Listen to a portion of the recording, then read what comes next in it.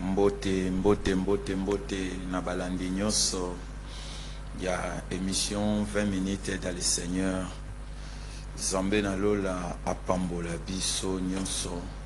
Ba baza kolanda biso partout dans le monde, na nzela ya réseaux sociaux, to na YouTube, to na télévision, partout. Zambe apambola biso na bandeko nyonso pe baza na partenariat na ba groupe na 20 minutes dans le Seigneur. Zambe apambola biso yambo ya nyonso na le 11 mars ya lelo yambo tobandi nano na losambo et après toko continuer na makambo mosusu tosambeli kolo ndeko na bolingo Nzambe topesi yo lisusu merci pona tongo malamu oyo pesi biso na jeudi na mercredi ya lelo ozali Nzambe oyo tokokokanisa na motote ozali Nzambe wasalaka makambo kolanda mabonzambe na etika bandeko nyonso bakolanda biso na tango oyo kolo maloba nyonso ekobima na monoko basali na yo tozala ba simple instrument mais yondo sala na travers biso moko na moko ase retrouver pe azwa part na ye nyonso ekoleka eleka na se na bolingo pe na ngolu na yo na kombo na Yesu Kristo. Amen. Amen. Amen.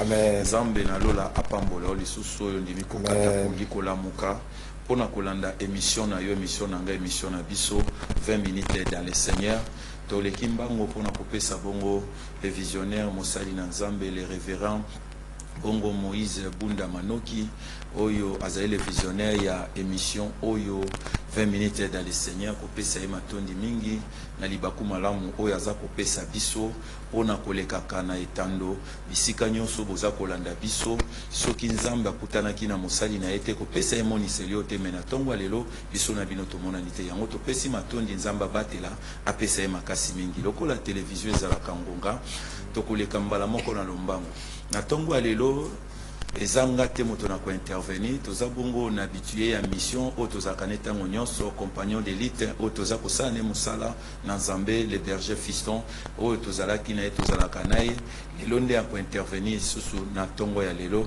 C'est pour cela que l'exatango te topesi maloba bongo na berger fiston yende akolobela biso makambo nini po Nzambe achina monoko na ye.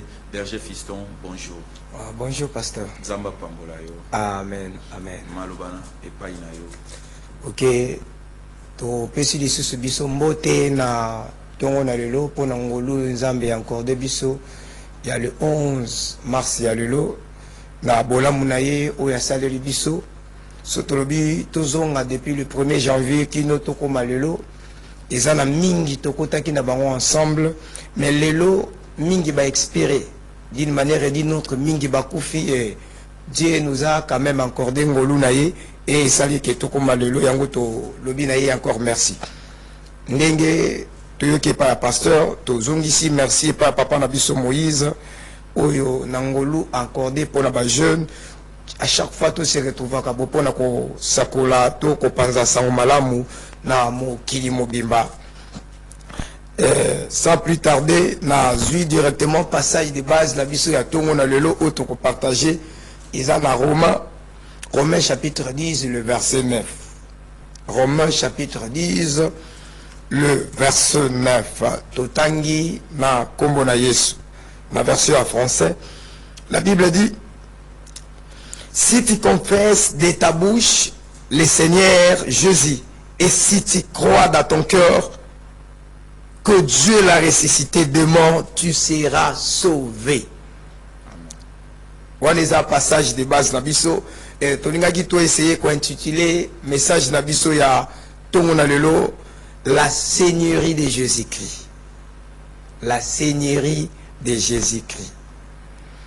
Donc eza Matéa oyo toki ko intitulé soki na koloba mwana mbuto na kokota na makamsu na koloba eloko tokoki ko garder na tongo ya lelo eza la seigneurie de Jésus-Christ. Et bisika totangi eza condition parce que il bandit par si déjà que si tu confesses tant que condition ça veut dire et qu'il peut arriver que tu n'arrives pas à confesser et tu restes calme sans confesser. Et la deuxième partie va dire si tu crois dans ton cœur Et qu'il peut arriver que dans ta vie, que tu n'arrives pas à croire. Il y a un moment qui est à condition. Si tu le fais ou si tu ne le fais pas. Si tu confesses de ta bouche le Seigneur Jésus. Le Seigneur Jésus. Jésus est ton Seigneur. Il y a un moment qui partager la Seigneurie de Jésus.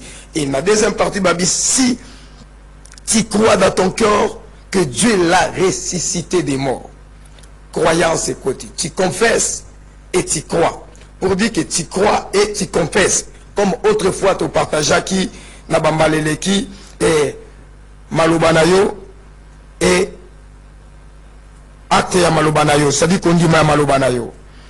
La Seigneurie de Jésus-Christ, la première des choses que je voulais partager dans Moutoumoko Ezaïki. Pour naître de nouveau, condition ya liboso ezali ya confirmer Seigneur Jésus étant Seigneur. Condition ya liboso. Tant qu'on dit Yesu, tant qu'on dit Epanaye, condition ya liboso c'est d'affirmer sa Seigneurie.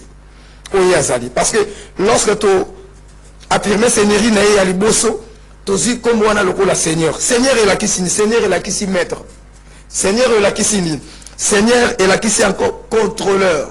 Ce qui on dit Jésus étant Seigneur, ça dit à maître d'ailleurs.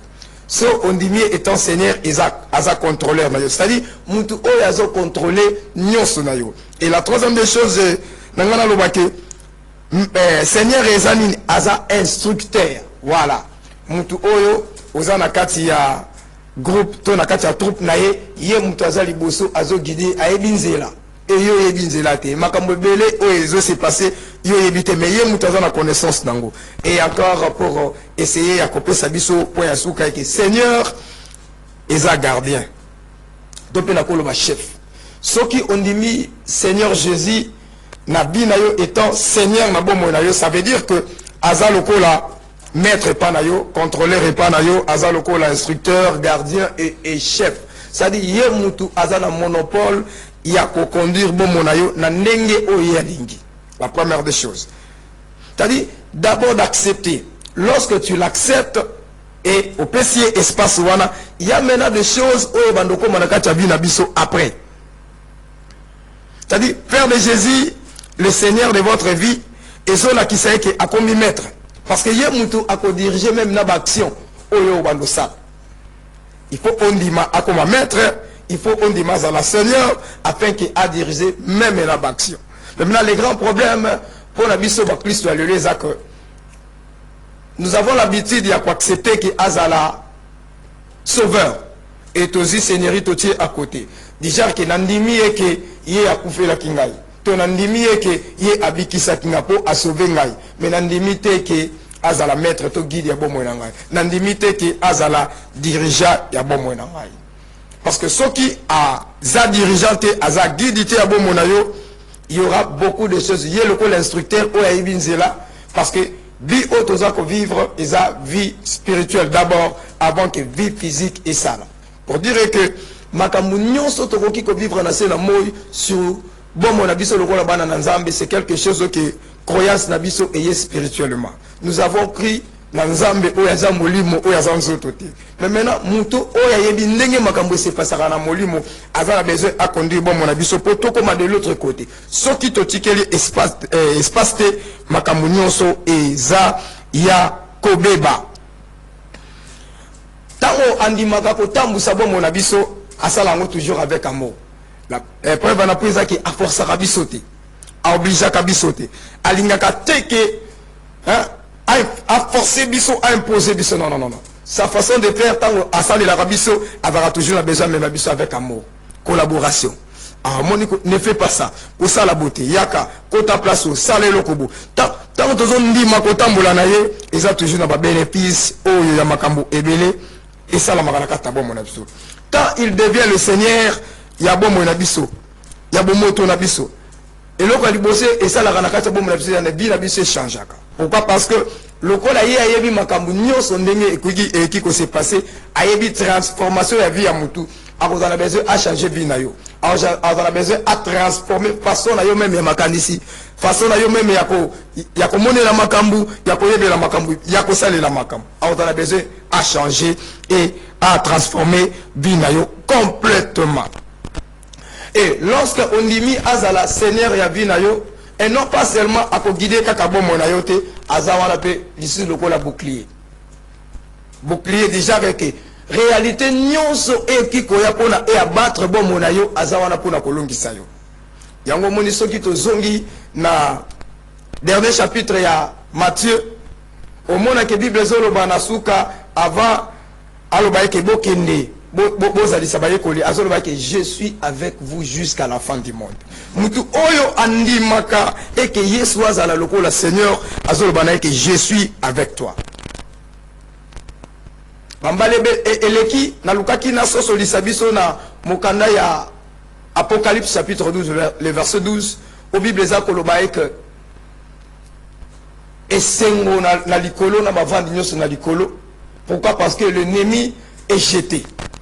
Et pendant que j'étais au ennemi babouaki a quitté na mokili. Et Bible la deuxième partie a l'objet que mawa na bafandi ya mokili. Pourquoi? Parce que celui qui est descendu ou qui est jeté parmi bino a quitté la ruse ya makase. A quitté pourquoi? Parce que ayebe que ton aye ezamuke. Et nenge a quitté aye ko sala ba blague te. Aye ko jouer te. Aye ko tike la biso espace te. Aye pona ko luka a détruire. Aye pona koluka à déstabiliser. Aye pona koluka empêcher bisoto vivre oyo nzambe attire. Mais si le Seigneur Jésus est le maître et le Seigneur de ta vie, il va que contrôler makamunyo sur l'ennemi wana ezala contrôler par ye. Nyonso ennemi akoluka a bouleversé aluka a perturbé nyonso ezala contrôler parce que le Seigneur Jésus c'est manœuvre nyonso ya mwini Satan. A dit que ce qu'a kotibo on a besoin à détruire beau, ce qu'a kotibo akoluka à déstabiliser beau. Et le Seigneur Jésus sera là pour t'aider comment nakacha ba difficulté, comment nakacha ba problème aluka a aider pour que osa sortir. Et à chaque fois lorsque Seigneur Jésus ayaka pona kokota nakacha bombo na biso amemela kabiso esengo. Alakisaka biso bolingo na combien alingaka biso. Yango monike na ba exigence to na makambu ya pesa kabiso a oblige kabiso te. Azara na besoin da lokola coopération. Azo solola na yo abisoki olingi na sala botala makambu na kosala. Soki olingi na sala botala makambu na kokokisa. Si tu acceptes. Yango moni na passage totali babandi na biso par condition. Soki olingi. Soki olingi. Si tu confesses de ta bouche le Seigneur Jésus et si tu crois. Et ça conditionnel. Pourquoi? Parce que bah qui obligé de sokolingi, soki polingi te otiki. Mais l'ennemi lorsque ayaka pona kopé sabiso, l'injonction na imposaka. Imposaka. Avant a besoin que andi misayo par la force afin que nyonso oyo okosala ezala ki a coincé yo a forcé yo. Mais lorsque le Seigneur Jésus avant a besoin à la mettre ya bon mon abiso ameme la rabiso bolingo. Il est amour. Tout ce qu'il a toujours fait et tout ce qu'il a toujours voulu faire, c'est nous aimer. Kolakisa biso bolingo na ye. Oyo ye azali pona biso. Oyo ye akoki kosala pona biso. Et le Seigneur Jésus vous aime. Alingi yo ndenge olingi, ndenge ozali. Vous allez voir que ce tozong na Jean 3,16, la Bible est en train de dire car Dieu a tant aimé le monde qu'il a donné son Fils unique, afin que quiconque croit, quiconque, ça dit à catégoriser pas tout est. A dit moutunyo soit pas disponible. Moutunyo so oya lingi, moutunyo so oya sepeli. Ce qui andimi asaline apesi vie. Et tango ondimi même ndenge na zolo babo, tango zo ndimaye mala moko na kacha bo monayo, vie ko traîner te vie zo kota directement. Pour dire que na kacha ba faire na yo vie zo kota. Na kati ya étude na yo vie zo kota. Na kati ya ba problème, ba difficulté, des questionnements autres za nango tout le temps ko se poser mbala moko vie zo kota. Vie zo kota na kati ya ba projet na yo. Vie zo kota na kati ya vie de couple na yo bisika oyo perturbation tout le temps. Vie zo kota bisika oyo nyonso o sepela keke ba père na yo et salama. Vie zo kota et succès zo kota et makambu nyonso ezo kota. Il vous aime plus que vous ne les aimiez. Il se soucie beaucoup plus de votre succès et que Bokiko Kanisa.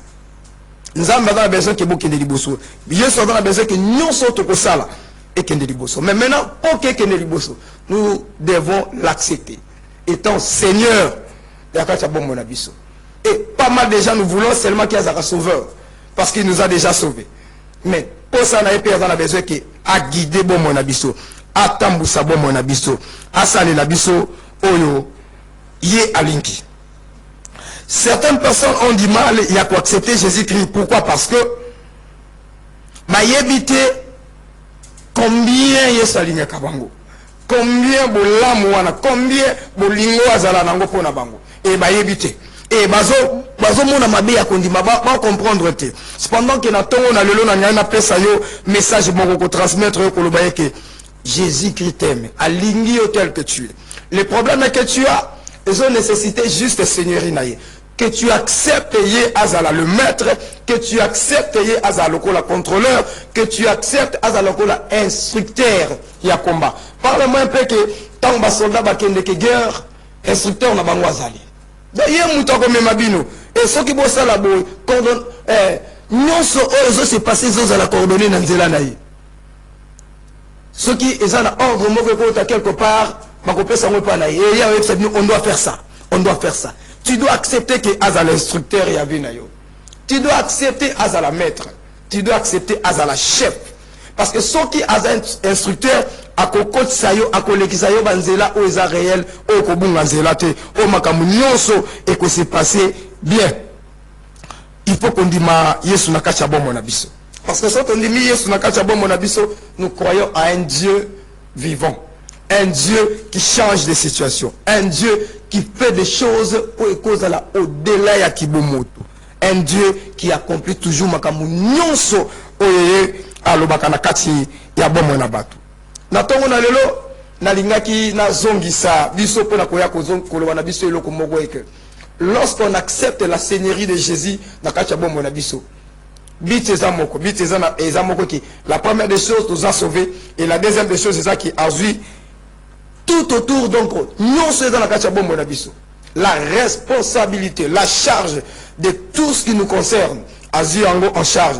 Pour le bail qui difficulté n'a eu comme difficulté n'a eu problème n'a eu comme problème n'a eu bisika o l'ennemi à côté rapport à sa manigance n'a eu à quoi arrêter en haut à opposition à tiens au calme. Pourquoi? Parce que eza Jésus oyo ata ba mort ce qui a beleli ba yokakai ata mai ce qui a lobby et yokaka. Autrefois ba disciple ba dit qui est donc cet homme? Même le vent et la tempête lui obéissent. Qui est donc?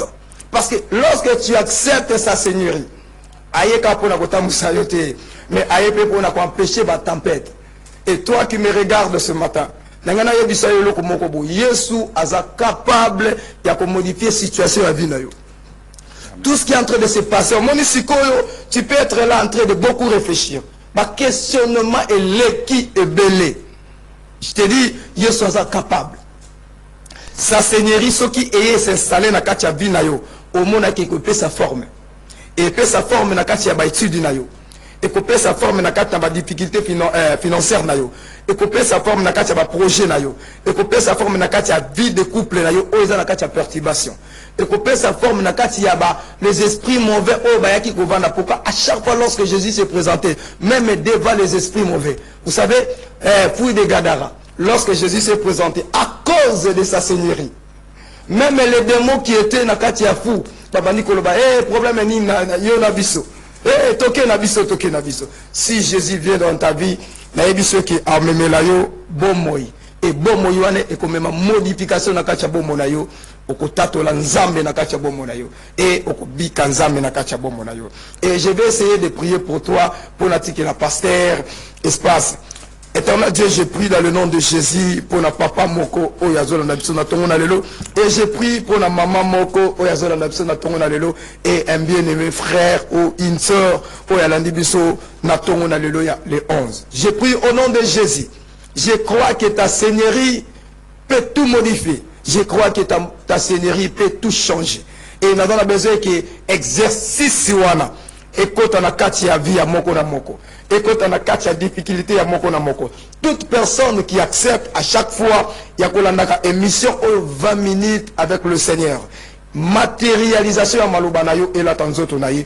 Au nom de Jésus-Christ de Nazareth.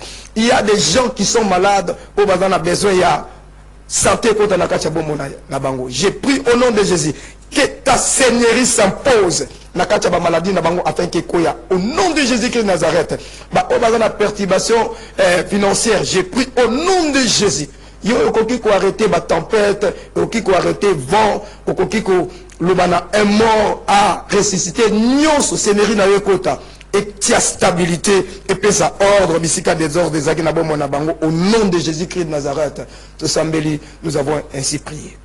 Amen. Amen. Nzambe apambola yo, Nzambe apambola berger, fiston, Nzambe apambola balandi nyonso, la Seigneurie de Christ, la Seigneurie de Jésus. Et notre émission c'est 20 minutes avec le Seigneur. Nous nous croyons à la Seigneurie de Jésus-Christ. C'est pour cela ce matin, Toza Awa, pour te parler la Seigneurie de Christ. Si Jésus-Christ est Seigneur, si qu'a été a régné. Amen. Na musala na yo. Amen. A régné na libala na yo. Amen. A régné na voyage na yo. A régné na baffaire na yo. Si Jésus-Christ est Seigneur, si ka a contrôlé pe a gérer nyonso ezaya yo. Ce qui zalaki na bateau, o babande ko gérer yo na tongo ya lelo, to tie Seigneurie na Christ na kati ya vie na yo. Et si tu crois, tu dis amen 3 fois. Et quelque chose est ko salama na bomo ina yo. Parce que Jésus-Christ est Seigneur, comme il est ressuscité seulement pour les Juifs et il est ressuscité pour toi aussi. Oyozolanda biso na tongo ya lelo. Tika bikamwa na Nzambe etambola nayo sika bikamwa na Nzambe ekamba yo. Nzamba pambola balandi nyonso o baza kolanda biso na radio, baza kolanda biso na télévision, bazolanda biso na YouTube, bazolanda biso na ba groupe to pe na ba WhatsApp.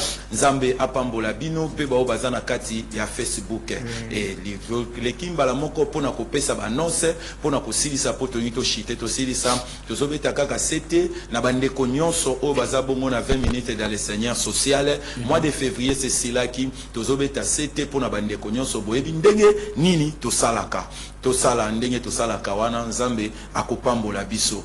Na pamboli ba animateur nyonso ya émission 20 minutes dans le Seigneur, na pamboli basali na Nzambe nyonso corps de Christ, na pamboli bongo musali ya Nzambe Malu Marcelo et notre père Benjamin Gindu. Nzamba pambola Nzamba mema akene musika et bongo oyo aza koloba liboso na bino komona pasteur Serge Lukusa azali bongo moko ya ba serviteur de Dieu na cité Bethel Sainte Doctrine oyo kamba mabongo na pasteur Benjamin Gindu. Nzambe apambola musali na ye amema musika tolingi kosambela et na bosani bongo te kopesa mbote na mon épouse ma femme légitime Laetitia Bazebambi avec mes 2 enfants la richesse Lukusa et Emmanuel Lukusa. Nzambe apambola basali na Nzambe tosambeli nkolo na lola totiki tongo ya lelo na se na loboko na oba kobima koluka Nzambe tanda loboko tika ete seigneurie na yo etambola ba bisika nyonso ba kende misala mitambo nyonso ba tia ba surprise désagréable ezala musika na bango au nom de Jésus.